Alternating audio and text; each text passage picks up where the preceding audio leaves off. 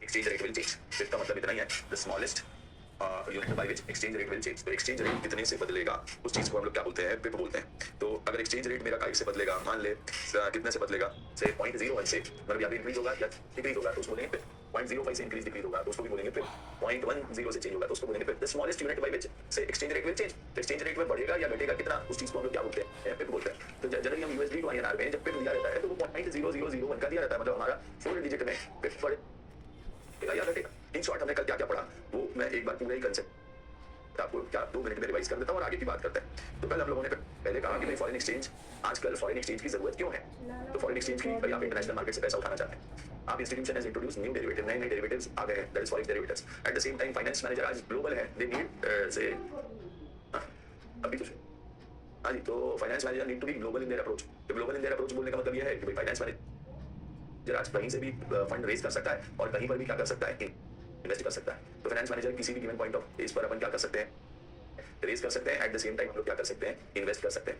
इसके अलावा finance manager ऐसा बोल सकते हैं कि फाइनेंस मैनेजर या गवर्नमेंट ने इकोनॉमी ओपन कर दी है। इकोनॉमी ओपन कर दी है मतलब ही क्या कर दिया है, तो इकोनॉमी ओपन कर दी है इसका मतलब ये है कि गवर्नमेंट ने हाँ जी आपका एंटायर क्या कोई भी फॉरेन डायरेक्ट इन्वेस्टमेंट यहाँ पर ला सकता है, कोई फॉरेनर या एमएनसीज ओपन कर सकते हैं। और एमएनसीज तो हमेशा यही कोशिश करती है कि वो फंड मिनिमम कॉस्ट पे रेज करे और उसको इफेक्टिवली यूटिलाइज करे हर एमएनसी का। बट अगर आप फंड ऐसे रेज करते हैं, चेंज हो रहा है क्या स्क्रीन चेंज हो रहा है क्या, चेक करो, हाँ सब चेंज हो रहा है, ठीक। तो टाइप ऑफ करंट अकाउंट, तो करंट अकाउंट ऐसा होता नहीं, पहले अगर आप ऐसे फंड रेज करेंगे तो हो सकता है कि भाई आपको पॉलिटिकल रिस्क को गवर्नमेंट बदल जाए और अचानक से आपने सारा इन्वेस्टमेंट किया है, एटा चोल पे ना भाई फॉरेनर स्वदेशी बाहर निकलो, फॉरेनर ये वो बहुत चक्कर हो सकते हैं अगर पॉलिटिकल रिस्क है। तो एट द सेम टाइम अगर टैक्सेशन का रिस्क अचानक फॉरेन कंपनीज को या रिपेट्रिएशन ऑफ इनकम पर आपका हेवी टैक्सेशन हो जाए तो दिक्कत होने लगेगी कि भाई आपने इन्वेस्ट किया था सारा का सारा पैसा गवर्नमेंट की टैक्सेशन में लेकर चले जाए। या फिर फॉरेन एक्सचेंज रिस्क है कि फॉरेन एक्सचेंज का क्या से रेट, रुपया डॉलर का रेट गिर सकता है, बढ़ सकता है, तो वो एक रिस्क है। तो अगर आपने को रिसीव होना है और पैसा गिर गया तो ऑब्वियस बात है अमाउंट जो रिसीट आएगी वो कम आएगी। एट द सेम टाइम अगर क्या हो गया हमको पेमेंट करना है और मान लीजिए रेट बढ़ गया तो हमको क्या करना होगा, ज्यादा पे करना होगा। तो फॉरेन एक्सचेंज रिस्क एक्सपोजर है, it is called as operational exposure. तो ऑपरेशनल एक्सपोजर है भाई। खैर एनीवे अगर आपको क्या करने हैं, ये अकाउंट्स ओपन करने हैं तो या आपको अगर फॉरेन एक्सचेंज में डील करना है 3 टाइप के अकाउंट खोलने पड़ेंगे, नॉस्ट्रो वॉस्ट्रो लो। नॉस्ट्रो अकाउंट हमारा अकाउंट फॉरेन बैंक में जहां हम डॉलर में डील कर सकते हैं, या मेरा अकाउंट कहां पे पाउंड, मेरा अकाउंट किसी भी फॉरेन बैंक में। तो इंडियन बैंक का अकाउंट फॉरेन बैंक पे रहेगा तब उसको बोलेंगे नॉस्ट्रो अकाउंट। फॉरेन बैंक का अकाउंट इंडियन बैंक में रहेगा तब उसको बोलेंगे वॉस्ट्रो अकाउंट। और किसी बैंक के पास अगर क्या नहीं है, किसी पर्टिकुलर बैंक के पास अकाउंट वॉस्ट्रो या नॉस्ट्रो अकाउंट नहीं है तो वो किसी दूसरी बैंक का अकाउंट यूज कर सकता है, तो तब उसको बोलते हैं लोरो अकाउंट। तो एक्सचेंज रेट जब कोट किए जाते हैं तो बेसिकली 2 टाइप के कोटेशन है, एक यूरोपियन कोट है, एक अमेरिकन कोट है। तो यूरोपियन कोट डायरेक्ट कोट तो हमेशा पर डॉलर रहता है, $1 के लिए कितने पाउंड, $1 के लिए कितने रुपए, ऐसा जाएगा तो उसको बोलते हैं डायरेक्ट कोट। तो 84 rupees per dollar, this is direct quote. या फिर ₹1 में कितने डॉलर आएंगे, इस चीज को बोलते हैं इनडायरेक्ट कोट, अमेरिकन कोट। तो इट इज फॉरेन करेंसी का मतलब ₹1 में, 1 पाउंड में, 1 सिंगापुर डॉलर में कितने डॉलर आएंगे, तो that is what is called as indirect quote. खैर हमको यहाँ कई बार क्या तो करेंसी का रेट दिया रहेगा तो हम क्रॉस रेट निकाल सकते हैं। मतलब मान लीजिए $1 83.35 का है और 1 पाउंड 102.96 का, तो डॉलर पर पाउंड निकालना है तो $1.2356 देने पड़ेंगे पर पाउंड, डिवाइड कर देंगे 102.96 डिवाइड बाय 83.35 और पाउंड पर डॉलर निकालना है तो 0.81, तो 83.35 डिवाइड बाय 102. कम से कम क्रॉस रेट निकालने के लिए एक कॉमन करेंसी होनी जरूरी है। क्रॉस रेट अगर निकालना है तो एक कॉमन करेंसी होनी जरूरी है। तो जब बैंक आपको रेट कोट करेगी तो बैंक रेट कोट करती है बिड और ऑफर। बिड और आस्क, बिड मतलब the rate at which bank will buy the currency and offer मतलब the rate at which bank will sell the currency. तो जैसे 83 84 दे रखा है तो बिड रेट अगर आपको डॉलर बैंक को बेचने मतलब बैंक बाय कर रहा है तो they will buy at 83 and अगर बैंक को आप क्या कर रहे हैं, सेल कर रहे हैं, तो बैंक आपको सेल कर रहा है, सॉरी बैंक आपको सेल कर रहा है तो they will offer you at 84। The difference between this 83 and 84 1 rupee is bank का income earning to the bank, that is called as spread, that is called as spread. The spread कितना हुआ भाई, ₹1 का spread हो गया, ठीक बात है। हां जी, तो परसेंटेज स्प्रेड भी निकाला जा सकता है, bid minus offer 1 rupee divide by bid rate 83, तो दैट इज 1.204%, ठीक बात है। फिर dealer of bank is buying as well as selling currency. Dealer of bank क्या कर रहा है, करेंसी बाय भी कर रहा है, करेंसी सेल भी कर रहा है। भाई तो बेसिकली उनका प्रोडक्ट, डीलर हो या बैंक हो, उनका प्रोडक्ट ही क्या है, करेंसी है। उनका प्रोडक्ट ही क्या है, करेंसी है। तो नेक्स्ट पिप का कांसेप्ट पढ़ा अपन ने। पिप मतलब the smallest unit by which currency will change. तो करेंसी कितने से बढ़ेगा या घटेगा उसको हम लोग क्या बोलते हैं, पिप बोलते हैं। तो करेंसी कितने से बढ़ेगा या घटेगा, that is what is called as pip. तो अगर पिप 0.01 है इसका मतलब क्या होगा, करेंसी या तो 83.35 से 83.36 हो सकती है या 83.34 हो सकती है। सर फॉरेक्स ट्रेडिंग में we buy pips only, yes you buy pips only. Basically pip मतलब द करेंसी एक्सचेंज रेट, वही 60 65 एंड सो ऑन। तो in forex trading you buy pip only, actually pip ही बाय कर रहे हो क्योंकि इतने से आज बढ़ेगा या इतने आज घटेगा, ठीक है। तो increase decrease in any currency is called as pip. अगला चीज फॉरवर्ड रेट। तो फॉरवर्ड रेट जब भी कोट किया जाएगा तो भाई वो 2 मंथ फॉरवर्ड, 3 मंथ फॉरवर्ड, जैसे आज 83.35 मिड रेट है तो भाई 2 महीने के बाद 83.95 हो जाएगा, या आज 83.40 आस्क रेट है तो 2 महीने के बाद 84.04 क्या हो जाएगा, हमारा स्पॉट रेट हो जाएगा, मतलब फॉरवर्ड रेट हो जाएगा, ठीक है। लेकिन जब अभी कौन बताता है, फॉरवर्ड रेट बता रहे हैं, जब फॉरवर्ड रेट बता रहे हैं तो फॉरवर्ड रेट बताते समय वो क्या बताते हैं, इनको स्वैप्स भी कहा जाता है या स्प्रेड्स कहा जाता है। तो स्प्रेड्स वो कैसे कोट करेंगे, मतलब आपका जो एजेंट है वो ऐसे कोट कर देगा 60-65, तो ये अज्यूम करके चल रहा है कि आपका आज का रेट 83.35 आपको पता है, इसमें 0.60 इंक्रीज होगा, तो 60-65 लेफ्ट टू राइट अगर इंक्रीज हो रहा है तो आपको ऐसा अजम्पशन लेकर के चलना है कि क्या 60-65 मतलब रेट बढ़ा है। और अगर इसी को वो दे देता है 60-55 उल्टा रेट दे देता है कि decrease left to right decrease है, तो आपको डिडक्ट करना है। ये जो फॉरवर्ड रेट चेंज हो रहा है ये पिप है क्या? नहीं, ये पिप नहीं है, पिप इज द स्मॉलेस्ट यूनिट, ये पिप का कॉम्बिनेशन है। फॉरवर्ड रेट जो चेंज हो रहा है वो पिप का कॉम्बिनेशन है भाई। मतलब जैसे एक एग्जांपल, पैसा is the smallest unit, what is the change, मतलब 1 पैसा 2 पैसा 3 पैसा 4 पैसा, तो this is the smallest unit in which से your rupee is measured, your rupee is measured, तो दिस इज पिप। ये पैसा मतलब पिप है, मैं एग्जांपल प्रैक्टिकल लाइफ से जोड़ रहा हूं। और ऐसे कई सारे पिप मिल करके अल्टीमेटली इंक्रीज कितना हुआ है वो बताते हैं। तो जैसे ये 60 है, मान ले 0.01 अगर पिप है और उसमें तो ये मल्टीप्लाइड बाय 60 मतलब 0.60 आपका क्या हुआ है, इंक्रीज है। तो स्मॉलेस्ट यूनिट पैसा है, उसमें कई सारे पैसे जोड़ के रुपया बनता है जो चेंज होगा। तो वैसे यहाँ पर भी है, जैसे फॉर एग्जांपल अगर आप डिस्टेंस को बोलें तो द स्मॉलेस्ट यूनिट मीटर्स है, स्मॉलेस्ट यूनिट मीटर है। लेकिन भाई दो डेस्टिनेशन के बीच का डिफरेंस आप मीटर में थोड़े बताते हैं, मीटर्स को जोड़ के आप किलोमीटर करते हैं और फिर किलोमीटर में बताते हैं कि भाई this place A, city A to city B difference काय में है या डिस्टेंस काय में है से किलोमीटर्स में है, तो that is what is kilometre मतलब 1000 मीटर्स ना। तो वैसे कई सारे पिप मिल के क्या बनता है, आपका फॉरवर्ड रेट बनता है। I hope now it is clear. Spread is से कलेक्शन ऑफ पिप्स, क्लियर है क्या?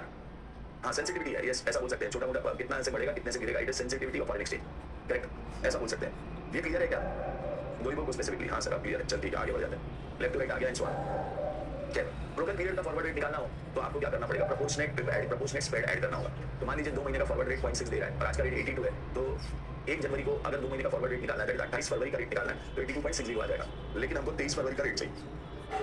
हमको रेट कौन सी डेट का चाहिए, 23rd फेब का। तो अगर मुझे रेट 23rd फेब का चाहिए तो 82 plus 0.60 divided by 59 into 54 days, that is 82.55 increase और डिक्रीज कितना हो रहा है, से वही पिप मैंने मान लिया कि 0.05, तो 82.50 82.60। यहां तक बात समझ में आ गई क्या? ब्रोकन पीरियड फॉरवर्ड रेट समझ आ गया है क्या? यस और नो? यस सर, चलो यहां तक कल बात कर चुके थे अपन, लेट्स स्टार्ट आगे का कंसेप्ट। कंसेप्ट 10, अगला कंसेप्ट देखते हैं, कंसेप्ट 10।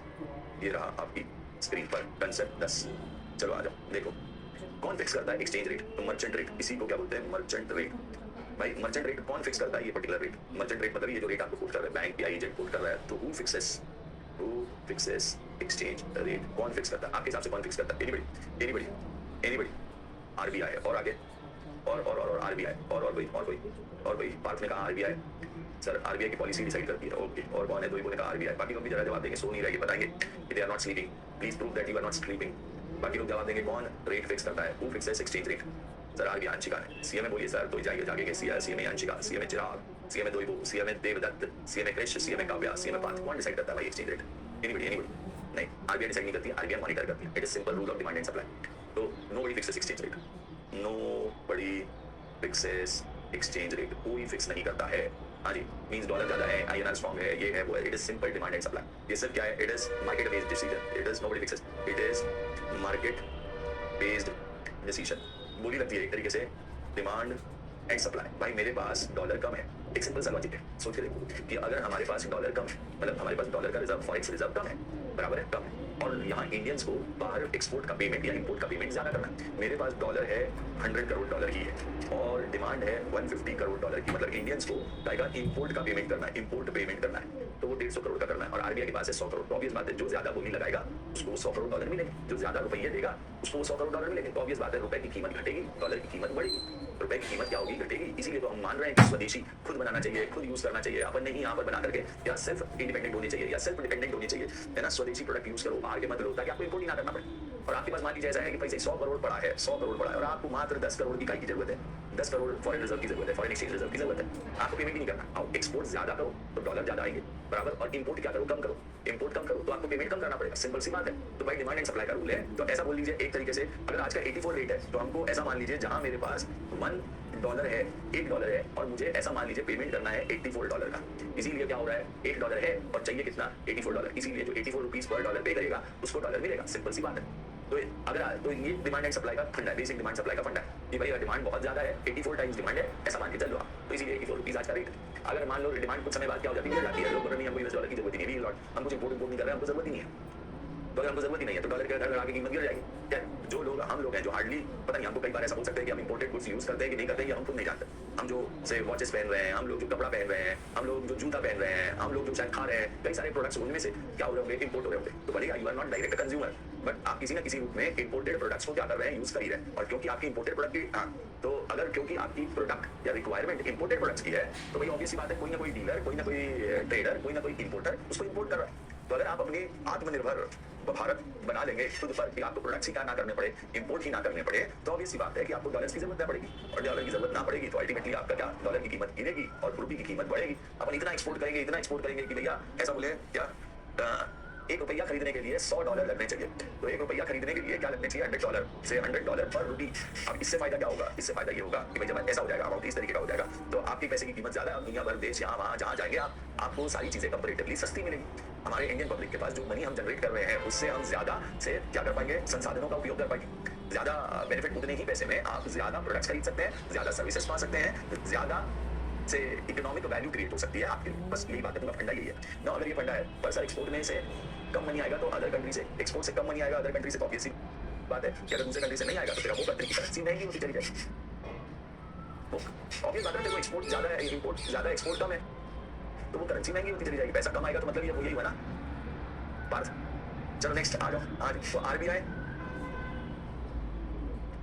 आरबीआई सिर्फ क्या करती है, मॉनिटर्स वोलेटिलिटी। आरबीआई का काम सिर्फ क्या है, वोलेटिलिटी को मैनेज करना है ऑफ एक्सचेंज रेट। वो मैनेज करते हैं, मॉनिटर करते हैं। आपको ऐसा लगा रुपया बहुत ज्यादा क्या हो रहा है, गिर रहा है, तो वो सप्लाई थोड़ा सा रिजर्व्स का बढ़ा देते हैं। और अगर वो ऐसा लगा कि ठीक है रुपया मजबूत हो रहा है, जैसा कि हमारी सीता मैया कह रही है कि डॉलर गिरा है, नहीं डॉलर बढ़ा है, रुपया गिरा नहीं है, मतलब क्या बेवकूफ बनाते हैं और क्या मतलब कुछ भी जनरल पब्लिक को कुछ भी बोले जा रहे हैं बैठ करके। यार एनीवे, मुझे तो पता नहीं फाइनेंस मिनिस्टर की बात समझ नहीं आती है। मतलब या तो मेरा ही प्रॉब्लम है, कभी बोलती है कि प्याज ही मत खाओ, मतलब कोई प्याज महंगे हो रखे हैं तो उसका सोल्यूशन ये है कि प्याज मत खाओ। कल को अगर मान लीजिए कि क्या चीज, अगर मान लो ऑक्सीजन की कमी हो जाए तो भाई आप ऑक्सीजन मत लो, मर जाओ, क्या जरूरत है ऑक्सीजन लेने की, ये वाला लॉजिक है। This is the logic. What kind of logic is this? मतलब मैं तो नहीं खाती हूं, तुम भी मत खाइए, आप भी मत खाइए। दिस इज द लॉजिक यार, this is how the people argue at streets. चौक में, नुक्कड़ पर, सड़कों पे जिस तरीके के अनपढ़ लोग आर्ग्यू करते हैं, sometimes he argues like this one. She argues like this. The answers of our finance ministers are very vague. Why? What kind of answers she give? It's like, हाँ जी, मतलब आपने सारे टेंटेड मंत्री अपने सर अपने किसको वोट दिया है? मैंने गडकरी को वोट दिया। मैं क्या करूँ, मेरे आगे तो भैया, हमारे यहाँ के तो बंदा ही बीजेपी वाला अच्छा है, तो अपना तो भैया अब्दुल्ला बात है, हमने तो गडकरी जी को वोट दिया। बंदा देख के वोट करेंगे ना, क्या करेंगे हम लोग? बट सर अल्टीमेटली तो फिर बीजेपी को गया, ये वाला लॉजिक। इसके लिए मैं मेरे एरिया के अच्छे सांसद को नहीं आ सकता ना, कोई दूसरा पागल है, इसलिए मैं मेरे एरिया के सांसद को कैसे आ रहा? हाँ जी, तो अब क्या करें, वो तो अपनी बात है। अपने यहाँ गडकरी जी, अब आप ही बता दीजिए कि गडकरी जी को वोट देना चाहिए कि नहीं देना चाहिए, आप ही बता दीजिए, मैं क्या ही बोलूँ उस बात पे। मॉनिटर्स कहाँ देना चाहिए, तो बस बात खत्म। तो क्या ही करूँ उसके लिए कुछ और नहीं। हाँ, अगर उनकी जगह कोई दूसरा होता तो then I would have thought about it. If somebody instead of him, if somebody would have been in his place, so then I would have thought whom to vote. Okay, that is different. Anyway, what I'm trying to say is, RBI monitors volatility तो of exchange rate. अभी वो अचानक उस दिन बोल रहे हैं कि भाई आपने टेंटेड मिनिस्टर बीजेपी में सब ले लिए, तो चीज सही नहीं, हमारी party open for all, whether that minister may be a rapist, whether that minister may be say corruption charges, murder charges, everything. Our party is open for everything. What kind of answer? This is shameless answers.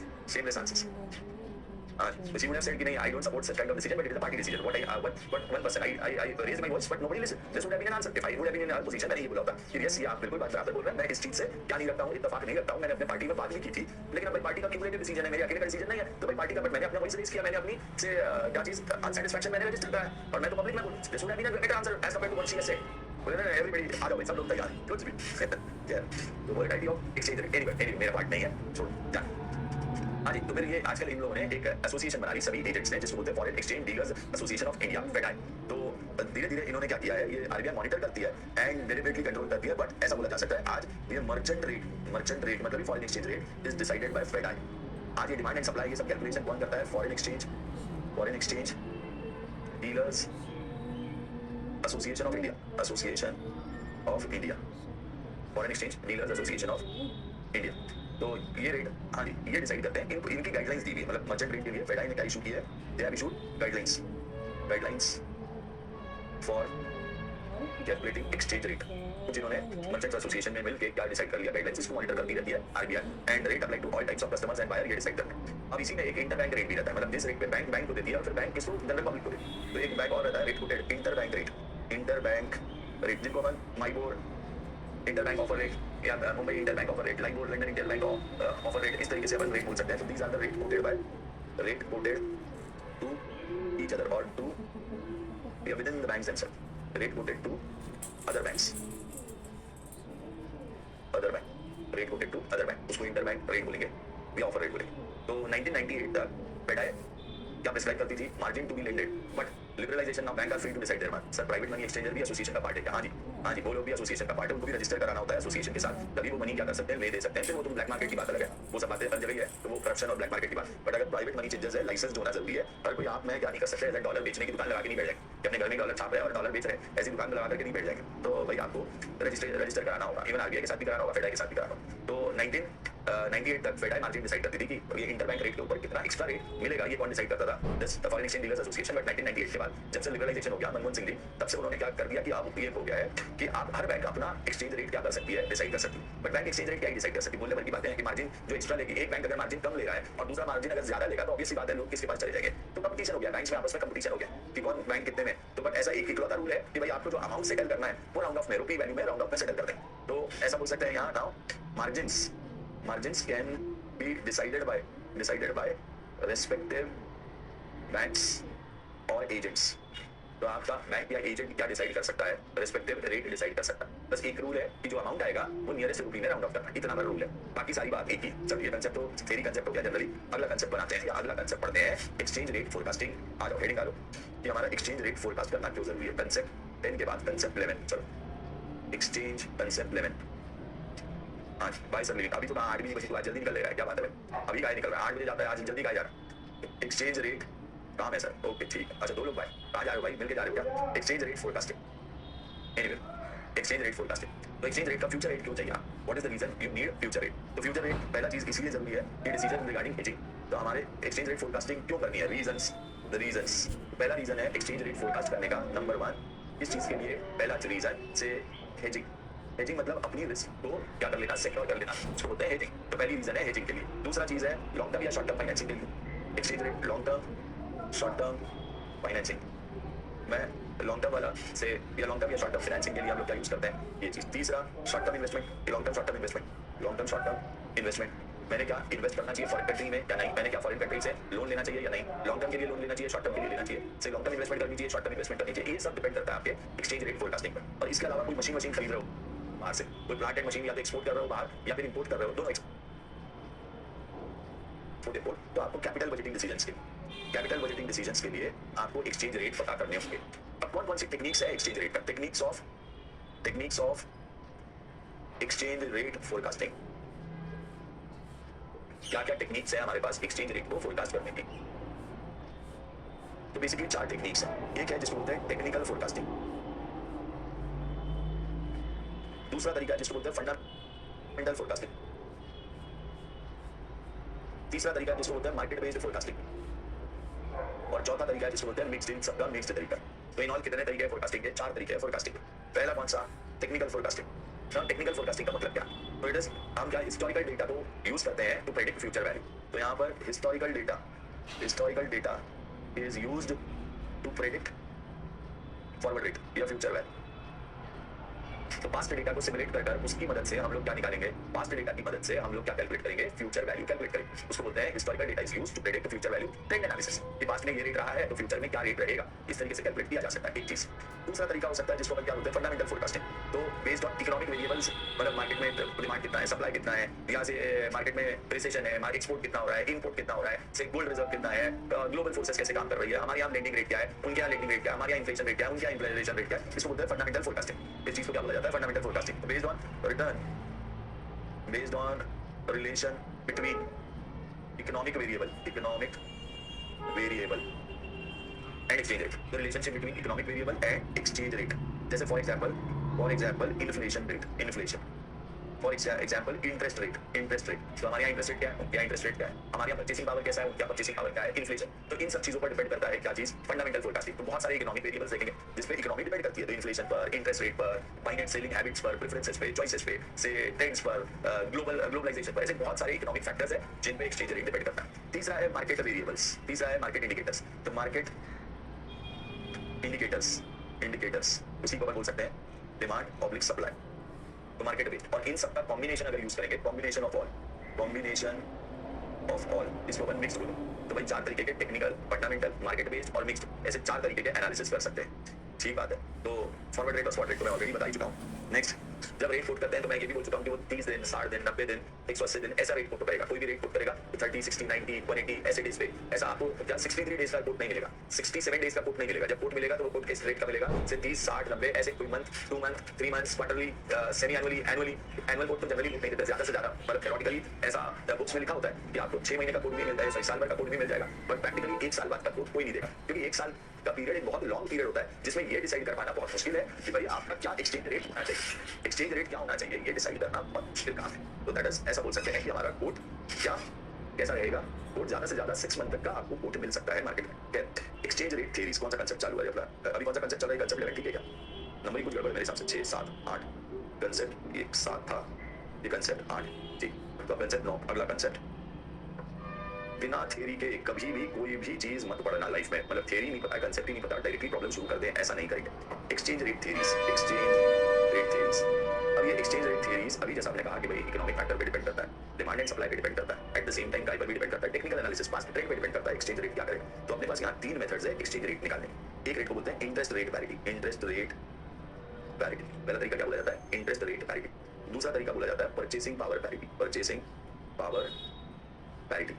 और तीसरा तरीका बोला जाएगा international Fisher's effect, IFE, international Fisher effect. इतने तरीके की methods है exchange rate theories, 3 तरीके की है। एक को बोलते हैं interest rate parity, IRP, this is also called as IRP, purchasing power parity, PPP, PPP, और international Fisher's effect, IFE। 3 methods है एक्सचेंज रेट डिटरमाइन करने। पहला रेट है कि भाई यहाँ पर हमारा एकदम सिंपल सा interest rate parity. Interest rate parity में हमारा फॉरवर्ड प्रीमियम या डिस्काउंट को डिपेंड करता है इंटरेस्ट रेट डिफरेंशियल्स पर, मतलब आगे फॉरवर्ड में प्रीमियम रहेगा या डिस्काउंट रहेगा, ये डिपेंड करता है काय पर, इंटरेस्ट रेट डिफरेंशियल पर। इंडिया में क्या इंटरेस्ट रेट चल रहा है और वहां पर इंटरेस्ट रेट क्या चल रहा है। जैसे इंडिया में इंटरेस्ट रेट अगर अभी लोन लेने जाओ तो इंटरेस्ट रेट चल रहा है 10%, बैकग्राउंड फिगर में बात करते हैं। वैसे ही अगर मान लीजिए वहाँ मतलब यूएस की बात करते हैं, वहाँ हमारे लिए फॉरेन मतलब यूएस, बाकी फिर यूके, जापान, ऑस्ट्रेलिया, सिंगापुर, ये सब अपने ही शहर, अपने ही इंडिया के गाँव है। आप जानते हैं हमारे लिए फॉरेन का मतलब क्या है, यूएस। इंडियंस के लिए फॉरेन का मतलब है यूएस। तो इन जनरल अगर अपन एक्सचेंज रेट बिटवीन 2 कंट्रीज जो डिफरेंस है उसको क्या बोलेंगे, फॉरवर्ड प्रीमियम या डिस्काउंट। तो इसका एकदम सिंपल सा फॉर्मूला है कि प्रीमियम या डिस्काउंट काय पर डिपेंड करता है, एक्सचेंज रेट डिफरेंस पर। तो अपन ऐसा बोलेंगे 1 plus rate in domestic currency is equal to forward rate upon spot rate 1 plus rate in foreign currency. क्या कहा, 1 plus rate in domestic currency is equal to forward rate upon spot rate into 1 plus rate in foreign currency. जैसे मान लीजिए हमारे यहाँ interest rate 10% है, उनके यहाँ 6% है, तो domestic currency 1.10, 1 plus 10% plus forward rate निकालना, स्पॉट रेट मान के चलो आज का 85 रुपीज है, 85 रुपीज है, राउंड फिगर में बात कर रहा हूँ। अपॉन 1 प्लस क्या आ जाएगा, रेट इन फॉरेन करेंसी क्या 6%। तो अगर मुझे फॉरवर्ड रेट निकालना है तो फॉरवर्ड रेट कैसे निकलेगा, then forward rate is equal to 85 into 1.10, वहाँ पे क्या रेट है डिवाइडेड बाय क्या चीज, सॉरी हमारे यहाँ क्या रेट है 1 प्लस डोमेस्टिक करेंसी का रेट डिवाइडेड बाय 1 प्लस 0.06, 6% का रेट, तो यह 1.06 जस्टिफिकेशन कर दी, तो हमारा फॉरवर्ड रेट निकल आया 85। अरे कोई है क्या यहाँ कैलकुलेटर करके बताओ, मैंने रेट नहीं निकाला, 88.21, ठीक है 88.21 यहाँ कैलकुलेटर गायब हो गया, ठीक है कोई बात नहीं, फॉरवर्ड रेट कितना आ गया 88.21, ठीक बात। इस तरीके से, और इसी से अगर मुझे स्पॉट रेट निकालना है, अगर आगे का रेट पता है तो आप स्पॉट रेट भी निकाल सकते हैं। तो हम एक चीज बता रहे तो अपन क्या कर सकते हैं दूसरे, इसको बोलते हैं कवर्ड इंटरेस्ट पैरिटी। ये वाला जो तरीका है, ये तरीके को क्या बोलते हैं, कवर्ड इंटरेस्ट पैरिटी। तो ये तो कवर्ड इंटरेस्ट पैरिटी। एक और तरीका है जिसको बोलते हैं अनकवर्ड इंटरेस्ट पैरिटी। क्या बोलेंगे, अनकवर्ड इंटरेस्ट पैरिटी। मतलब मार्केट में कई बार ऐसा भी रहेगा ना कि भाई आपको क्या नहीं पता है, से रेट नहीं पता है, क्या नहीं पता है, रेट नहीं पता है। तो अनकवर्ड इंटरेस्ट पैरिटी के लिए हम ऐसा बोल सकते हैं कि भाई आपको क्या R plus rate of domestic is equal to S1। ये प्रॉब्लम के साथ समझेंगे, अभी के लिए ऐसा बस फॉर्मूला लिखो, इस फॉर्मूले को आज नहीं समझते, इसके लिए हमको एक प्रॉब्लम की जरूरत पड़ेगी, बट आप अभी के लिए मान लीजिए कि ये बहुत रेयरली ये चीजें आएगी, जब प्रॉब्लम में आएगी हम डिस्कस करेंगे। इसे फॉर्मूला लिख करके छोड़ दीजिए, to be discussed later, to be discussed later. बिना प्रॉब्लम के वो चीज समझाना थोड़ा मुश्किल है, वहाँ आसानी से। अभी तो आपको इंटरेस्ट कवर्ड इंटरेस्ट पैरिटी समझ गया क्या, हाँ यार कवर्ड इंटरेस्ट पैरिटी समझ गया क्या कि फॉरवर्ड रेट कैसे निकाला जा सकता है। 1 प्लस डोमेस्टिक रेट, RD का मतलब क्या है, rate in domestic country is equal to forward rate upon spot rate 1 plus rate in foreign currency. ठीक बात। तो यूएस में क्या रेट है, ये जो रेट दे रखा है ये रेट कहाँ का है, यूएस का है, और ये जो रेट दे रखा है ये रेट कहाँ का है, ये इंडिया का है, इंडिया का रेट है। तो इंडिया में ये रेट है, वहाँ पे ये रेट है, आपका फॉरवर्ड रेट निकला है। ये बात समझ गई है क्या सब लोगों को? Hello everyone, have you all got this? Yes no तो बोलो रे, सो गए क्या? CM Anshika, CM Chirag, CM Devdatt, CM Krish, CM Kavya, am I audible and visible? Yes sir, yes sir. तुम यस नो नहीं बोलते हो तो यहाँ लगता है कि पता नहीं कहाँ भैया क्या हो गया, कहीं से कवर्ड फिर से बता दो ना। कवर्ड का सिंपल बात है, देखिए एक चीज बता रहे को, मतलब दिमाग में लगा, अगर किसी एक जगह पर इंटरेस्ट 6% का है और दूसरी जगह पर इंटरेस्ट 10% का है। तो जितना इंटरेस्ट डिफरेंशियल कम से कम फॉरवर्ड रेट उतना तो होना चाहिए, उतना तो इंटरेस्ट रेट का डिफरेंस तो होना चाहिए। मतलब अगर अपन ऐसा बोलेंगे कि भाई हमारा स्पॉट रेट 85 अगर 1.1 टाइम्स है तो 1.06 टाइम्स कितना, तो मतलब रेट क्या, वहाँ इंटरेस्ट रेट कम है तो वहाँ का क्यों इंटरेस्ट कम। देखिए इसको थोड़ा सा लॉजिकली समझो, चलो एक एक काम करते हैं। किसी भी कंट्री में इंटरेस्ट रेट कम या ज्यादा क्यों होता है, इसका जवाब देखते हैं। इंटरेस्ट रेट कम या ज्यादा क्यों होता है, तो बात वही है, डिमांड एंड सप्लाई वाला बात है। फिर से इंटरेस्ट और का रेट कम या ज्यादा, जैसे यूएस में, यूके में या किसी भी डेवलप्ड नेशन में सबके पास पैसा है, everybody has money, everybody has money, तो nobody is borrowing from bank. If nobody is borrowing from bank, the bank has to lower its interest rate. If nobody is borrowing, कोई भी bank में जाएगा भैया, बैंक बोल रहा है loan लो, बोल रहा है भैया पहले का पैसे खत्म नहीं हो रहा है, पैसे लोन लेके क्या करो, आए ना, तो nobody will go to bank. If nobody will go to bank, तो automatically the interest rate will fall. और in countries like India, developing nations, everybody requires money. Everybody requires money. Nobody has money, so everybody has to go to bank. तो bank will भैया जब demand ज्यादा है, supply कम है, तो bank will raise interest. Bank क्या raise करेगा, इंटरेस्ट रेट रेज करेगा। तो बेसिक बात ये, बेसिक डिफरेंस ये है। तो हम अगर बात कर रहे हैं कि किसी कंट्री में अगर क्या रहेगा, से इंटरेस्ट रेट 6% रहेगा जैसे यूएस में, और हमारे यहाँ का इंटरेस्ट रेट क्या है अगर 10% है, तो ऑब्वियस सी बात है कि हमारी करेंसी ज्यादा डीवैल्यूड है, क्योंकि हमारे यहाँ डिमांड ज्यादा है, इंटरेस्ट रेट डिफरेंस, तो जितना इंटरेस्ट रेट डिफरेंस है उतना तो ज्यादा आपका क्या लेना चाहिए, फॉरवर्ड रेट होना चाहिए। तो हम फॉरवर्ड रेट अगर निकालना है तो ये फॉरेन करेंसी का रेट निकालना है, तो हम ऐसा बोल सकते हैं कि F divided by exchange rate अगर मुझे डिटरमाइन करना है, तो हम बोलेंगे अगर इंडिया में 1.10 अगर है इंटरेस्ट और हमारी करेंसी का रेट आज 85 है, तो ये फॉरवर्ड रेट क्या होना चाहिए, ये 88.21, इतना तो डिफरेंस आना ही चाहिए। तो फॉरेन करेंसी का रेट क्या होना चाहिए, 88.21 होना चाहिए। ये बात समझ गए क्या, हाँ या ना, have you all got this, Chirag समझ गया क्या, इंटरेस्ट रेट डिफरेंशियल ऐड कर दें। यस, अच्छा आगे देखते हैं। दूसरा मेथड है एक्सचेंज, इधर और कुछ है क्या, इसमें एक दो पॉइंट और है। यहाँ दो मेथड है, कवर्ड इंटरेस्ट रेट पैरिटी का मतलब है, मैं उसी को लिख देता हूँ, कवर्ड इंटरेस्ट रेट पैरिटी का मतलब, तो यहाँ पर नोट डाल देंगे, covered interest rate parity to invest in home currency and on future date convert into foreign currency by entering into forward rate। देखो इसको बोलते हैं covered interest rate parity. Covered interest rate का मतलब क्या है, आज अपन कहाँ पर इन्वेस्ट कर देंगे होम करेंसी, क्योंकि हमको यहाँ 10% मिल रहा है, तो मैं क्या करता हूँ, से invest at the rate 10% today, और जिस किसी फ्यूचर डेट पर मुझे क्या चाहिए, कन्वर्ट करना पड़ेगा, उस डेट का मैं कौन सा रेट ले लेता हूँ, फॉरवर्ड रेट ले लेता हूँ, और मैं एक फॉरवर्ड कॉन्ट्रैक्ट एंटर कर जाता हूँ कि भैया मैं मान ले, एक एग्जांपल, सिंपल एग्जांपल लेते हैं, $1 लाख मुझे 6 महीने बाद पे करने हैं। तो अगर $1 लाख मुझे 6 महीने बाद पे करने हैं, वी नीड टू पे $1 लाख टाइम पीरियड 6 मंथ।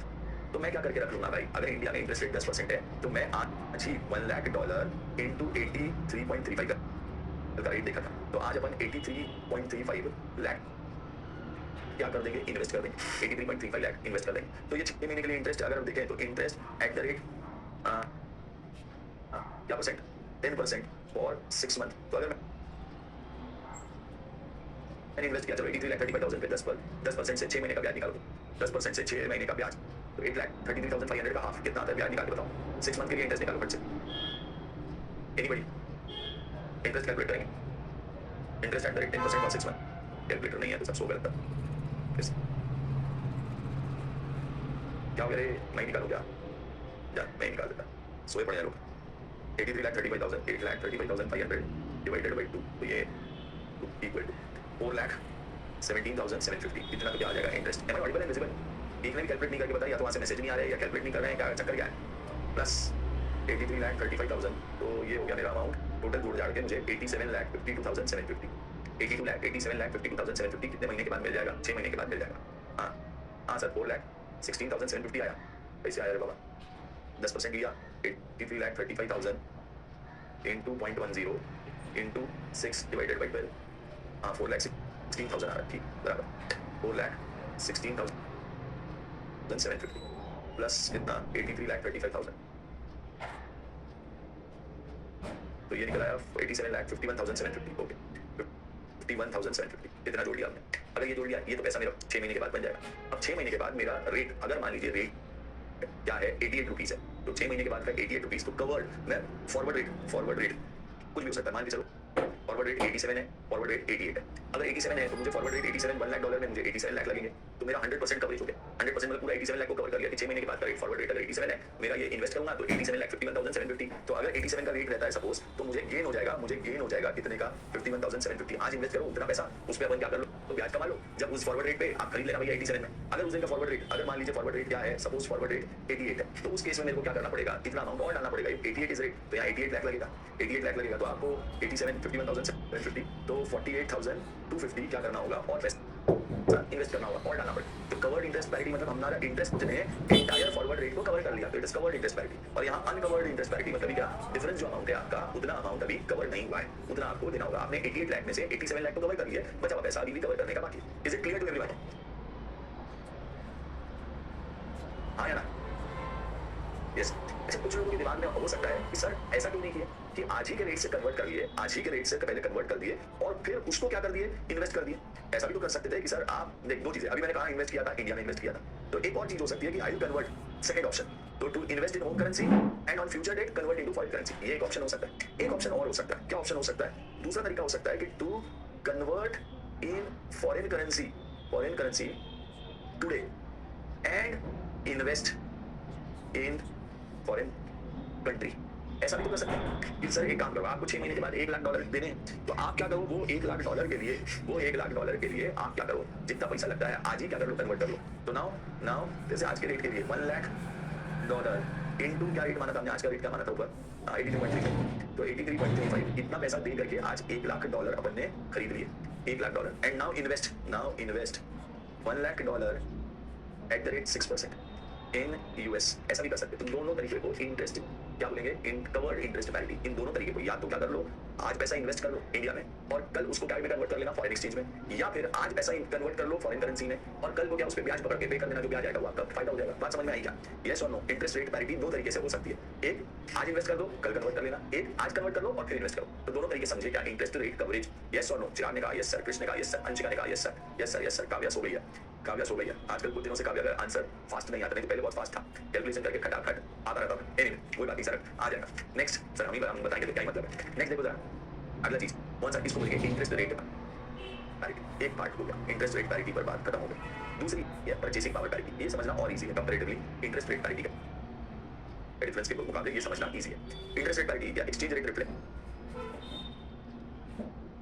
ये बोलता है कि एक्सचेंज रेट रिफ्लेक्ट से रिलेटिव परचेसिंग पावर। ये क्या बताता है? एक्सचेंज रेट क्या बताता है? Relative purchasing power. ये हमारे इंडिया में वही चीज खरीदने को कितना पैसा लगेगा, अगर फॉरेन में वही चीज खरीदने के लिए $1 लगता है। एक तरीके से ऐसा बोल सकते हैं कि फॉरेन में अगर $1 में एक डोसा आता है, मसाला डोसा आता है सपोज, तो $1 में, तो उसी चीज के लिए इंडिया में 84 रुपीज देने पड़ेंगे। This is what is exchange rate. क्या रिफ्लेक्ट करता है? एक्सचेंज रेट रिफ्लेक्ट करता है डिफरेंस बिटवीन परचेसिंग पावर। तो एक्सचेंज रेट हमेशा क्या इंडिकेट करता है? बोल रहा है डिफरेंस बिटवीन एक्सचेंज पावर। तो इसी को हम क्या बोलते हैं? पीपीपी। क्या बताता है? Inflation exchange rate.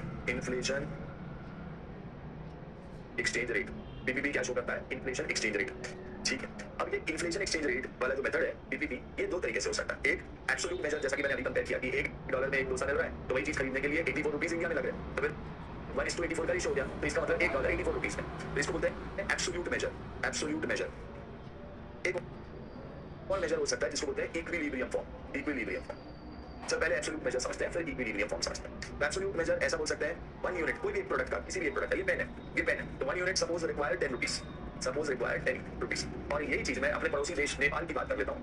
यही पेन अगर मुझे नेपाल में खरीदना है, तो हो गया यूएस, अपने अपने देशों की बात करते हैं, सेम चीज 1 यूनिट रिक्वायर्स 16 रुपीज। यही चीज खरीदने के लिए अगर ₹16 वहां लगते हैं, तो देयरफॉर हम ऐसा बोल सकते हैं 1 rupee is equal to 1.6 Nepali रुपया। 1 INR equal to 1.6 NPR। 1 INR is equal to 1.6 NPR। वहां महंगाई 1.6 टाइम्स है। तो सेम चीज खरीदने के लिए अगर वहां पे ₹16 लगते हैं, 16 NPR, ये नेपाल में लग रहा है और ये इंडिया में लग रहा है। तो ऐसा बट सर इस तरीके से निकालेंगे तो कितने प्रोडक्ट को कंपेयर करेंगे सर? हजारों लाखों प्रोडक्ट है सर। पेन है, पेंसिल है, रबर है, स्केल है, डिवाइडर है, कंपास है, बुक्स है, से बैग है, दुनिया भर जूता है, यूनिफॉर्म है, टेक्सटाइल है, लेस है, पता नहीं क्या क्या चीज है, खाने पीने की। तो कैसे निकालेंगे सर? इस तरीके से तो कैसे कैलकुलेट करेंगे? ये तरीका तो individual prices of two commodities are compared. तो price of product should be, यहां बोल सकते हैं price of product in two countries are compared. मगर ऐसे चलेंगे तो कितने कंट्रीज में हम लोग कितने प्रोडक्ट को कंपेयर करते हैं? तो इस तरीके से कंपैरिजन मुश्किल काम है। तो एक और कंपैरिजन एग्जांपल हो सकता है, एक और एग्जांपल हो सकता है कि मान लीजिए एक बैट इंडिया में कितने का मिलता है। एग्जांपल और एक ले लेते हैं कि बैट इंडिया में 1000 रुपीज का मिलता है सपोज, कोई एक बैट इंडिया में 1000 रुपीज का मिलता है। अब इसको यूएस में अगर भेजना है बेचना है तो इसमें ट्रांसपोर्टेशन लग जाएगा 100 रुपीज का, प्लस वहां पे आपको इंपोर्ट ड्यूटी, उन्होंने इंपोर्ट किया तो कस्टम ड्यूटी बोले सीडी कितनी लग जाएगी, मान ले 200। तो ये यूएस में जाकर के कितना का पड़ा, 1300 रुपए का पड़ा। तो ऐसा बोल सकते हैं, इसको हम लोग एक कांस्टेंट निकालते हैं जिसको बोलते हैं सेक्टोरल कांस्टेंट। नाउ जिसको डिनोट किया जाता है अल्फा से, sectoral constant. Sectoral constant calculate किया जिसको हम डिनोट करेंगे कैसे, अल्फा से। तो sectoral constant is equal to India में क्या प्राइस थी डिवाइडेड बाय वहां पे हमको कितना लैंडिंग कॉस्ट है। तो अगर यहाँ सेक्टोरल कांस्टेंट निकालोगे 0.7692 आएगा। कितना आएगा, 0.7692। This is sectoral constant. अगर सेक्टोरल कांस्टेंट कैलकुलेट किया, नाउ हम क्या कर सकते हैं, इक्विलिब्रियम प्राइस कैलकुलेट कर सकते हैं। ये जो दूसरा तरीका है इक्विलिब्रियम प्राइस, ये वाला। तो ऐसा बोल सकते हैं कि से इसमें लिखना था यार एग्जांपल, कोई बात नहीं, कोई बात नहीं। एक काम करते हैं, इक्विलिब्रियम फॉर्म में हम लोग क्या, prices in two countries cannot be same because of transportation and क्या चीज दूसरा, transportation and duty, import duties. तो दो कंट्रीज की प्राइसेस क्या नहीं हो सकती, सेम नहीं हो सकती। अगर दो कंट्रीज की प्राइसेस सेम नहीं हो सकती तो हमको फॉर्मूला यूज करना चाहिए कि हमारे यहाँ का rate is equal to alpha into price in domestic currency divided by price in foreign currency. तो यहाँ एस डिनोट करता है स्पॉट रेट, यहाँ पे पीडी डिनोट करता है price level in domestic country मतलब इंडिया, प्राइस इन इंडिया। और यहाँ पर पीएफ क्या डिनोट करता है, पीएफ डिनोट करता है price level in foreign country, price in foreign. अब ये वाला एग्जांपल इसके लिए, इस एग्जांपल को किस चीज के लिए, ठीक है। तो हमने बैट का प्राइस मान लीजिए इंडिया में 1000, ट्रांसपोर्टेशन 100 रुपीज है, कस्टम ड्यूटी यहाँ से ले जाने का, तो ये प्राइस इन यूएस कितने का पड़ेगा, 1300 का। तो अगर प्राइस इन 1300 तो अपन सेक्टोरल कांस्टेंट कैलकुलेट कर लेंगे, दैट इज 1000 डिवाइडेड बाय 1300। तो 1000 डिवाइडेड बाय 1300 करके हमने क्या कैलकुलेट किया, सेक्टोरल कांस्टेंट। तो सेक्टोरल कांस्टेंट निकालने का तरीका है price in India divided bye क्या कर देंगे, प्राइस इन फॉरेन कंट्री। ये मेरा क्या निकल आया, प्राइस इन फॉरेन। तो सेक्टोरल कांस्टेंट निकालने के प्राइस इन डोमेस्टिक, ये नहीं स्पॉट रेट का कोई लेना देना नहीं। यहाँ सिर्फ sectoral constant is equal to price in domestic currency divided by price in foreign currency. Spot rate का कहां से लेना, तो हमने एक सेक्टोरल कांस्टेंट निकाल लिया कि हमारे यहाँ किसी चीज की प्राइस अगर 1 रुपया है या तो वहां पर प्राइस क्या है, या वहां 1 रुपया है तो हमारे यहाँ कितनी है, 0.7692। तो इस चीज को हम लोग क्या बोलेंगे, सेक्टोरल कांस्टेंट निकालते हैं। इन शॉर्ट वापस से बोलता हूँ, दो बातें। अगर पीपीपी मॉडल बोलता है कि एब्सोल्यूट मेजर, इन चीजों को दो तरीके से बात कर सकते हैं। एक पहला चीज, अगर मान लीजिए 1 यूनिट की प्राइस इंडिया में 10 रुपए है तो सेम चीज की प्राइस नेपाल में 1.6 है। तो हम ऐसा बोल सकते हैं 1 इंडियन रुपी, अभी इंडियन रुपी में बात कर रहा हूं। यहाँ पर क्या निकाला मैंने पहले वाले एब्सोल्यूट मेजर में, कैसे निकाला, 1 Indian rupee equal to 1.6 Nepal कर दिया। तो 1 रुपया इंडिया का मतलब 1.6 एनपीआर, ये हो गया एब्सोल्यूट मेजर। यहाँ पर अपन 1 इंडियन रुपी में बात कर रहे हैं, हम काय में बात कर रहे हैं, इंडियन रुपी में बात कर रहे हैं। दूसरा चीज है, दूसरा एग्जांपल है इक्विलिब्रियम। अब बात करेंगे 1 रुपया फॉरेन का मतलब कितना इंडियन रुपी, उल्टा बात करेंगे कि $1 is equal to how many rupees, ऐसा बात करेंगे। तो हम मान के चलते हैं price in two countries can not be same. क्यों नहीं सेम हो सकती है, क्योंकि यहाँ ट्रांसपोर्टेशन का खर्चा लग जाएगा, इंपोर्ट ड्यूटी का खर्चा लग जाएगा। तो अपन सेक्टोरल कांस्टेंट निकालते हैं। तो सेक्टोरल कांस्टेंट का मतलब क्या है, अल्फा क्या डिनोट करता है, सेक्टोरल कांस्टेंट। इस सेक्टर का क्या कांस्टेंट, तो अगर बात करें तो इसको निकालने का तरीका है price in domestic country divided by price in foreign country. मतलब ये हमारे यहाँ कंट्री में 1000 रुपीज की प्राइस है और वहां पे प्राइस 1300 की है, तो मेरा सेक्टोरल कांस्टेंट आया 0.7692। इसका मतलब ये हुआ, अगर यूएस में $1 किसी चीज के लिए लगता है तो इंडिया में यही चीज 0.7692 रुपीज में मिल रही है। अगर यूएस में $1 में कोई चीज बिकती है तो वो चीज अभी इंडिया में बैट के केस में, ये जनरल हर केस में नहीं है, ये कौन से केस में है, ये सिर्फ बैट के केस में। तो बैट के केस में अपने को $1 अगर कहां का मिल लग रहा है, वहां लग रहा है $1 1300 रुपए मान के चलते हैं अभी के लिए। तो $1 अगर वहां लग रहा है, ये रिलेटिव मेजर में कन्वर्ट कर दिया हमने कि $1 अगर यूएस का लग रहा है तो उसके लिए 0.7692 रुपीज का में ले लेंगे इंडिया में लगे, तो वहां 1300 रुपए लगते हैं, तो हमारे यहाँ 1000 रुपए लगे। ये दोनों इक्विलिब्रियम प्राइस और एब्सोल्यूट प्राइस, समझ गए क्या। इक्विलिब्रियम प्राइस, एब्सोल्यूट प्राइस हम इंडियन रुपी में बता रहे होते हैं, हम इक्विलिब्रियम प्राइस फॉरेन रुपी या फॉरेन करेंसी में बता रहे होते हैं। तो जब एब्सोल्यूट प्राइस बता रहा हूं तब कौन सी करेंसी में बता रहा हूं, इंडियन करेंसी में, कि 1 रुपए में 1.6 नेपाली रुपया मिलेगा। और जब मैं कौन सा इक्विलिब्रियम बता रहा हूं तो वो कौन सा इसमें बता रहा हूं, वो बता रहे हैं अपन फॉरेन करेंसी में, कि $1 में जो चीज वहां खरीद सकते हैं सेम चीज खरीदने के लिए इंडिया में 0.7692 लगेगा। Is it clear to everyone, ये बात क्लियर है क्या, is it clear to everyone guys. Krishna का यस, काव्या, चिराग, देवदत्त, तो दो तरीके से पीपीपी बोल रहे हैं, ये बात समझ आई है क्या sir. Equilibrium is in the form of indirect coat, yes Kavya, equilibrium is in the form of indirect coat, उल्टा कोट है, correct, it is indirect coat और ये डायरेक्ट कोट है। बट ये कैसे निकाले हैं, डायरेक्ट कोट और इनडायरेक्ट कोट कैसे निकाले हैं, ये निकाले हैं हमने सीधा प्राइस से, कैसे कैलकुलेट करें, प्रोडक्ट की प्राइस से, इसीलिए उसको पीपीपी बोल रहे हैं, इसीलिए उसको परचेसिंग पावर पैरिटी बोल रहे हैं, बराबर है। इनडायरेक्ट कोट है और उधर क्या है, डायरेक्ट कोट है, करेक्ट बात है। इन शॉर्ट अपन ऐसा बोल सकते हैं, ओवरऑल एक चीज देखो, कोई दूसरा प्राइस ले, कोई भी एक प्रोडक्ट का प्राइस, कि भाई एक प्रोडक्ट क्या चीज, एक मोबाइल, हमारे यहाँ मोबाइल मिल रहा है 20,000 का, एक रैंडम 20,000 का, रुपीज में 20,000, और सेम चीज नेपाल में मिल रहा है, नेपाल में मिल रहा है 32,000, ये आईएनआर है, ये इंडियन रुपीज है, आईएनआर। और नेपाल में मिल रहा है सेम चीज कितने का, सपोज 32,000 रुपए, 32,000। तो therefore 1 Indian rupee equal to 32,000 divided by 20,000। उल्टा निकाल, price in foreign country divided by price in हमारे यहाँ, तो ये हो गया 1.6 टाइम्स, 1.6 टाइम्स बराबर ये हो गया एब्सोल्यूट पुट। ये कौन सा एब्सोल्यूट डायरेक्ट पुट। और इसी चीज को अगर उल्टा निकालते हैं कि हम लोग 1 नेपाली रुपया इज इक्वल टू कितने इंडियन रुपी, तो 20,000 डिवाइडेड बाय 32,000, मतलब इसको बोल रहे हैं कौन सा कांस्टेंट, सेक्टोरियल कांस्टेंट। इसको अल्फा बोल रहे हैं, price in domestic country divided by price in foreign country. तो ये हो गया PD price in domestic country, और ये हो गया प्राइस इन फॉरेन कंट्री। मतलब कैलकुलेट किया तो 20,000 डिवाइडेड बाय 30,000, 1 डिवाइडेड बाय 1.6 कितना आता है, 1 डिवाइडेड बाय 1.6 तो 0.625, तो ये निकल आया 0.625। तो ये हो गया इक्विलिब्रियम। बात समझ में आ गई, बात सेम ही है, सिर्फ एक जगह काय में निकाल रहे हैं डायरेक्ट पुट निकाल रहे हैं, एक जगह इनडायरेक्ट पुट। एकदम क्रिस्टल क्लियर है क्या, एकदम क्रिस्टल क्लियर है क्या PPP model. Yes sir, yes sir, ये वाला चीज तो क्लियर है सर, क्या बात, गजब, ठीक है। देवदत्त क्लियर है क्या, पेश क्लियर है क्या, यस सर। हाँ next next next next, yes sir. अच्छा एक और मेजर होता है जिसको बोलते हैं रिलेटिव फॉर्म। अब इसमें क्या यार, कभी बैट की प्राइस को कंपेयर कर रहे हो, कभी किसकी प्राइस को कंपेयर कर रहे हो, सिर्फ पेन की प्राइस को कंपेयर कर रहे हो। कोई अब एक या दो प्रोडक्ट थोड़े है, यहाँ तो हजारों लाखों प्रोडक्ट है, तो इतने प्रोडक्ट का हम लोग प्राइस कंपेयर करने बैठेंगे, कितने सारे एक्सचेंज रेट आ जाए। एक एक्सचेंज रेट के हिसाब से पेन की प्राइस से, एक एक्सचेंज रेट के हिसाब से बैट की प्राइस से, एक एक्सचेंज रेट ऑटोमोबाइल की प्राइस से, एक एक्सचेंज रेट खाने पीने की चीजों के ऊपर, कितने एक्सचेंज रेट निकाले। तो इसका ये प्रॉब्लम ओवरकम होता है सेकंड मेथड, दूसरी मेथड जिसको बोलते हैं relative form to overcome above problem. जो ऊपर अपन ने प्रॉब्लम डिस्कस किया कि हर प्रोडक्ट का अलग अलग प्राइसेस है, तो उसके लिए रिलेटिव फॉर्म। तो यहाँ पर किसी भी S1 मतलब future date, expected price of future date, E S1 क्या इंडिकेट कर रहा है, expected price of future is equal to जो भी spot rate into 1 plus inflation rate in India divided by 1 plus inflation rate in foreign country. तो यहाँ पर ID क्या रिप्रेजेंट कर रहा है, आईडी रिप्रेजेंट कर रहा है हमारा inflation in domestic, inflation in domestic country, और आईएफ क्या रिप्रेजेंट कर रहा है, इन्फ्लेशन इन फॉरेन कंट्री। जो भी यहाँ का इन्फ्लेशन डिफरेंस है वो एडजस्ट कर दो रिलेटिव फॉर्म। तो इन्फ्लेशन और एसओ क्या रिप्रेजेंट कर रहा है, से स्पॉट रेट, स्पॉट रेट। तो अगर इस साल इंडिया में इन्फ्लेशन 8% का रहा और फॉरेन में इन्फ्लेशन मान के चलते हैं 5% का रहा, तो आपकी अगले साल की प्राइस, नेक्स्ट ईयर की प्राइस क्या रहेगी, इन्फ्लेशन एडजस्टेड एक्सचेंज रेट। तो exchange rate inflation adjusted, spot rate 85 का मान लेते हैं, हमारे यहाँ का रेट 8% का मान लेते हैं, उनके यहाँ इन्फ्लेशन रेट 5% मान लेते हैं। कैलकुलेट करोगे 85 इंटू 1.08, 85 इंटू 1.08 डिवाइडेड बाय 1.05, तो ये आ गया मेरा 87.43 का रेट। तो दिस इज 87.43 अगले साल। अगर ये एक्सचेंज रेट कहाँ, ये ईयर 1 में, अगर ये एक्सचेंज रेट कांस्टेंट रहा तो फिर से इसमें इंटू 1.08 डिवाइड बाय 1.05, तो ये ईयर 1 का हो गया। ईयर 2 का निकालना है तो फिर इसको क्या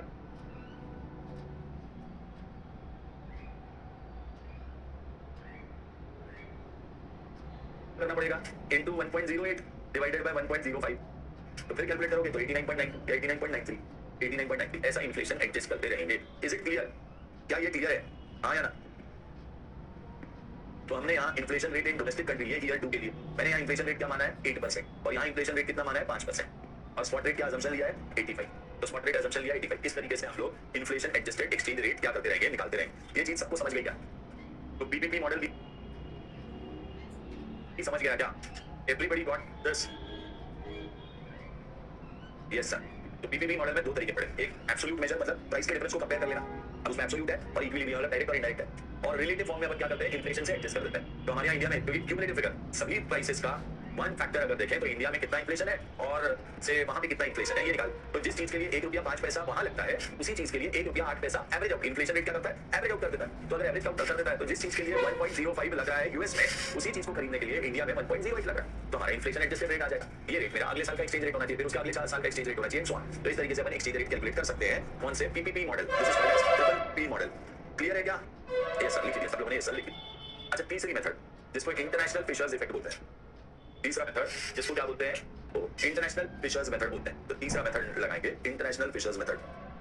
थर्ड ऊपर जगह नहीं है तो मैं नीचे ले लेता हूं, इंटरनेशनल फिशर्स मेथड या इफेक्ट, इंटरनेशनल फिशर्स इफेक्ट। हाँ अब इंटरनेशनल फिशर्स इफेक्ट क्या बोलता है, तो international Fisher's effect IFE sorry IFE international Fisher's effect IFE, ये मेथड क्या बोलती है। नाउ दिस सेज कि भाई interest rate consist of 2 part. Interest जब बात करते हैं आप किसी पे तो it consist of at least 2 part, consist of 2 parts. कौन कौन से, एक real rate of return, real rate of return, और दूसरा इन्फ्लेशन। देख, जब हमको 10% ब्याज मिलता है तो 10% में से एक्चुअली 8% ही क्या हो रहा है, आपको रियल रेट ऑफ रिटर्न है। 2% तो काय का इन्फ्लेशन की वजह से बढ़ गया भाई। अगर आप ऐसे भी पैसा रखे रखे भी अगर देखें तो 2% काय का इम्पैक्ट है, इन्फ्लेशन का इम्पैक्ट है। सपोज 2% या 4% इन्फ्लेशन का इम्पैक्ट है और रियल रेट ऑफ रिटर्न तो आपको 6% ही। तो जब भी आप इंटरेस्ट की बात करते हैं तो फिशर बोलता है कि इसमें दो पार्ट है कि अगर मेरा इंटरेस्ट रेट 10% है एक एग्जाम्पल के लिए, तो इसमें मेरे को एक्चुअल में रिटर्न 6% ही है, क्योंकि 4% तो काय की वजह से इन्फ्लेशन। मैं ये 10 रुपए काय में डाल देता, मान लो कोई प्रोडक्ट भी खरीद लेता, बैंक को भी नहीं देता, कोई प्रोडक्ट भी खरीद लेता, तो ये 10 रुपए की चीज 10.4 तो हो जाती, 10.4 या 100 रुपए की चीज 104 तो हो जाती, क्योंकि वो 104 तो इन्फ्लेशन की वजह से ही है 4 रुपए। तो बैंक मुझे एक्चुअली एक्स्ट्रा कितना दे रहा है, 6% ही दे रहा है। तो this is international Fisher's effect. He says कि interest consist of two parts, कौन सा, real rate of return and inflation. ठीक बात है सर। तो therefore as an investor, therefore as investors of all country, all country, investors of all countries requires same real rate return, same real rate return. सबको return क्या चाहिए, same चाहिए। भैया मुझे रियल रेट तो सभी को, हमारे यहाँ पे भी 6% चाहिए, वहां पे भी 6% चाहिए, यूएस में भी 6% चाहिए। रियल रेट ऑफ रिटर्न सभी इन्वेस्टर्स को सेम चाहिए। सिर्फ फर्क क्या है, इन्फ्लेशन का। हमारे यहाँ 10% और उनके यहाँ 8% क्यों है, क्योंकि हमारे यहाँ इन्फ्लेशन 4% का, उनके यहाँ इन्फ्लेशन 2% का।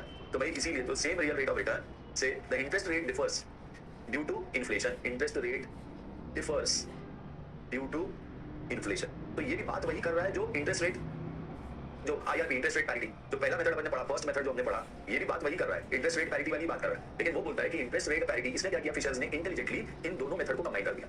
वो बोलता है कि इंटरेस्ट रेट पैरिटी तो बात बराबर है आपकी, लेकिन इंटरेस्ट रेट में दो पार्ट है, एक इन्फ्लेशन का पार्ट है जो परचेसिंग पावर ऑफ मनी, और एक रियल रेट ऑफ रिटर्न है जो इंटरेस्ट रेट है। तो वो एक्चुअली इन्हीं दो पहली दो मेथड को कंबाइन कर दे रहा है कि भाई इंटरेस्ट रेट का इंपैक्ट अलग, इन्फ्लेशन का इंपैक्ट अलग। अब फिशर ने सोचा कि किसी भी दो कंट्री के बीच में इंटरेस्ट रेट डिफरेंस क्यों है। भाई दोनों कंट्री के जो लोग रहते हैं, चाहे यूएस का बाइडेन रहे, चाहे इंडिया का मोदी जी रहे, कोई भी रहे, दोनों रहे तो उनको रियल रेट तो 6% ही चाहिए। अब बस बात यह है कि यूएस में इन्फ्लेशन रेट अलग है, हमारे यहाँ इन्फ्लेशन रेट अलग है। तो the investor of all countries require same real rate, but interest rate difference due to inflation, inflation के कारण इंटरेस्ट रेट अलग है। तो इसीलिए इसका सिंपल सा formula, rate in domestic country minus rate in foreign country, या sorry minus price in domestic country. तो प्राइस का डिफरेंस और रेट का डिफरेंस, ठीक है, minus is equal to rate in foreign country और minus price in foreign country, ऐसा बोल सकते। तो अल्टीमेटली फर्क क्या आ गया, अगर तुम इसको इधर ले आओगे, उसको उधर लेकर चल जाओगे, तो ऐसा बोला जा सकता है, rate in domestic country minus rate in foreign country is equal to price in domestic country minus price in foreign country. चलो तो ये दो फॉर्मूले लिख दो।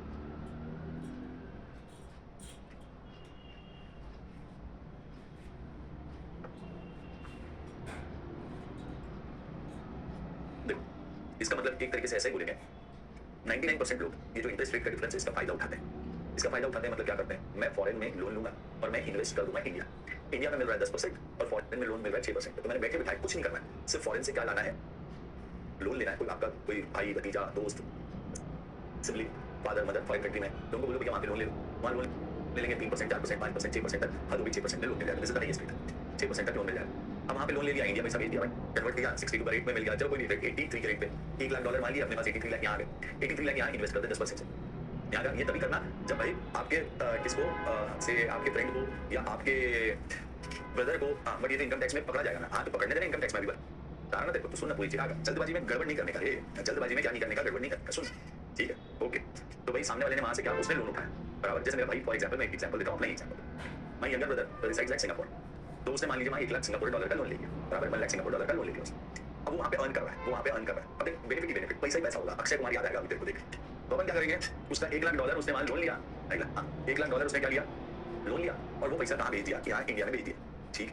अब ये पैसा अगर उसने इंडिया में भेज दिया तो मुझे कितना पैसा मिल गया यहाँ इंडिया में, 62 लाख, आज का रेट 62 के आसपास है, तो इंडिया में 62। अच्छा मुझे एक बात बताइए, मेरा भाई अगर मुझे वहां से पैसा भेजता है तो इस पे कोई इनकम टैक्स है? If he is sending me money from वहाँ, उसका टैक्स पेड मनी होगा, उसका टैक्स पेड मनी है, तो उसने मुझे यहाँ पैसा, is it my income? If somebody is sending, no, मेरे को यहाँ पे कोई टैक्स नहीं उसमें, भाई उसने पैसा कमाया ना, उसने पैसा कमा के मेरे को भेज दिया, मेरे को यहाँ का टैक्स है, कोई टैक्स नहीं, ठीक है। अच्छा अब वो पैसा वो वहां अर्न कर रहा है, वो वहां अर्न कर रहा है, क्या उसको वहां पर इस लोन पे जो भी इंटरेस्ट है उसका डिडक्शन मिल जाएगा? वो वहां अर्न कर रहा है, जो लोन उसने लिया, क्या उसको वहां डिडक्शन मिल जाएगा? यस। तो मतलब उसके इनकम में से वो क्या करता रहेगा, रिपेमेंट करता रहेगा, रिपेमेंट करता रहेगा। यस सर, वो रिपेमेंट करता रहेगा, उसको इंटरेस्ट का डिडक्शन मिल जाएगा। तो मतलब उसको वहां की टैक्स सेविंग भी हुई, उसका जो भी टैक्सेशन का रेट है उसको टैक्सेशन हुई, वहां टैक्स सेविंग हुई। यस सर, उसको फायदा मिल गया। अब वहां से अपने पैसा यहाँ इंडिया का, अब इंडिया में ला करके मैंने ये क्या की, 4 पार्ट में बांट दिया। मान लीजिए मेरे घर पे 4 लोग हैं, माय ब्रदर से my sister, my father, my mother and my wife, suppose